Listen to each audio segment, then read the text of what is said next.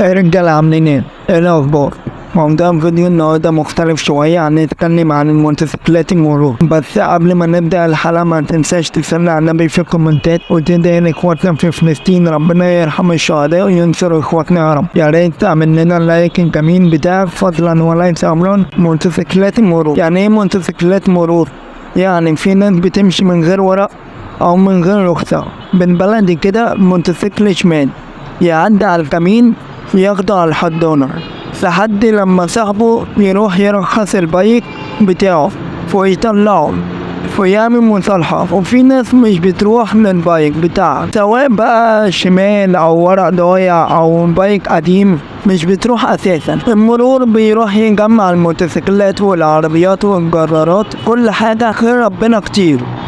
المهم بيجمع الموتوسيكلات كل 3-4-5 شهور في مكان واسع، يحط العربيات والجرارات والتكاتك والموتوسيكلات كل حاجة تابعة للمرور، بياخدها على هناك. بعد 2 أو 3 سنين بيعمل مزاد على كل حاجة هناك. بيروح التاجر نفتح المزاد على المجموعة دي مثلا ب200,000 جنيه، والله التاجر اللي هيرسي عليه المزاد بياخدهم وانت ونصيبك بقى. في زيرو، في كافي زيرو، في حاجات واقعة انت ونصيبك، فبياخدهم التاجر ويبدأ يبيعهم. طب بيبيعهم ازاي؟ بيبيعهم بحاجة اسمها جواب لوت المرور. الورق ده ما يرخصش، يعني انا لو اشتريت مكنة من المرور مش هرخص ولا ارخص.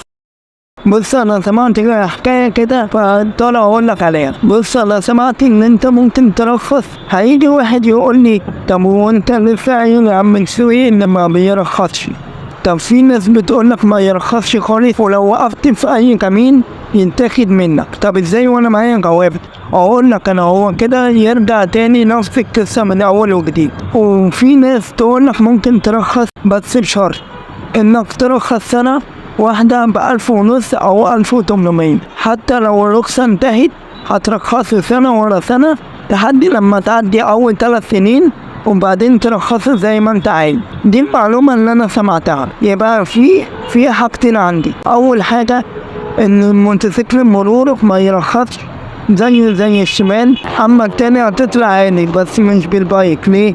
لأن معاك جواب من المرور كأنها رخصة منتهية يعني. الحاجة التانية إن ممكن ترخص لمدة 3 سنين، ترخيص سنة، كل سنة ب1800. طيب الحاجة المهمة، اشتريه ولا لأ؟ اللي هيتحكم في ده هو سعره وحالته ومواصفات البايك عامل ازاي. طب مين العاقل اللي هيروح يجيب بايك ب7000 أو 8000؟ طب ما انا ممكن اشتري حاجة مستعملة على قد ايدي. معلش هو هيكون هلكان شوية بس هيكون معاك رخصة وهيكون بتاعك. بس في ناس بتروح المرور يختار موتوسيكل زيرو او كافي زيرو. طب جايبه ليه؟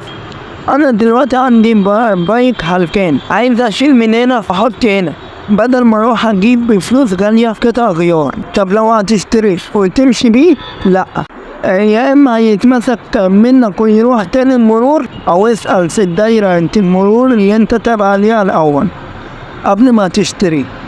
بس كده انا شرحت لك الموضوع ماشي ازاي بتاع الموتوسيكلات المرور.